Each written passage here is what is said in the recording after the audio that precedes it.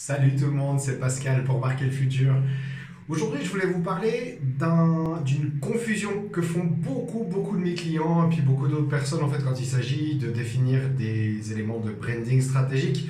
C'est la différence entre la mission et la vision. Alors ça a l'air bête dit comme ça et puis ça paraît très cliché de parler de vision, de mission, mais en réalité c'est vraiment essentiel et existentiel pour une entreprise de savoir exactement pourquoi est-ce qu'elle est née, en fait quelle était sa vision et puis qu'est-ce qu'elle fait tous les jours, sa mission. Au moment où une entreprise confond finalement ces informations, elle offre à ses clients une expérience qui est édulcorée, qui est pas très juste, qui est un peu pas alignée. Et en ayant finalement des visions et des missions qui se mélangent, beaucoup de gens en fait finalement ne savent pas qu'est-ce qu'on doit mettre à l'intérieur d'une vision et d'une mission d'entreprise. Par contre, une fois qu'on sait, vraiment, on permet à nos clients de savoir exactement pourquoi nous faire confiance et qu'est-ce que nous allons faire pour eux tous les jours, de telle sorte à les amener vers ce but ultime qu'on est.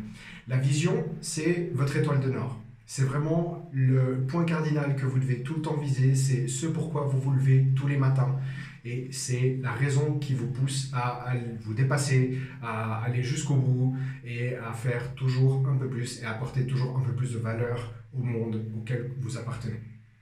La mission, quant à elle, c'est finalement qu'est-ce que vous faites tous les jours pour vos clients.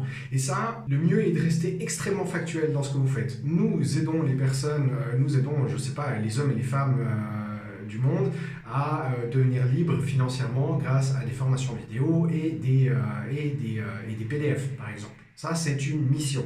Par contre, de dire, nous rêvons d'un jour, nous rêvons d'un monde où plus personne en fait n'est considéré comme pauvre, ça c'est une vision. C'est vraiment quelque chose qui est beaucoup plus loin, c'est quelque chose qui est beaucoup plus grand, c'est quelque chose qui nous dépasse et qui doit vraiment nous dépasser.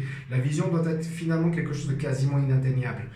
Il y a très peu d'entreprises qui doivent avoir des visions qui soient atteignables. Il y a peut-être les ONG. La vision de Charity Water, c'est pour que tout le monde puisse avoir accès à l'eau potable dans le monde. Et ça, c'est une vision qui doit être réalisable finalement, parce que si ça n'était pas réalisable, ce serait plus difficile de pouvoir avancer et puis de croire finalement en cette notion. Mais en tout cas, ça doit toujours être quelque chose qui nous dépasse. Et tous les jours, ce que Charity Water fait, c'est tous les jours, nous construisons des puits et des moyens écologiques pour amener de l'eau dans des lieux où il n'y en a pas pour le moment. Et nous vous avertissons et nous vous donnons des nouvelles constamment sur où se trouvent vos fonds. Voilà, ça c'est plus ou moins une grande différence entre la vision et les missions.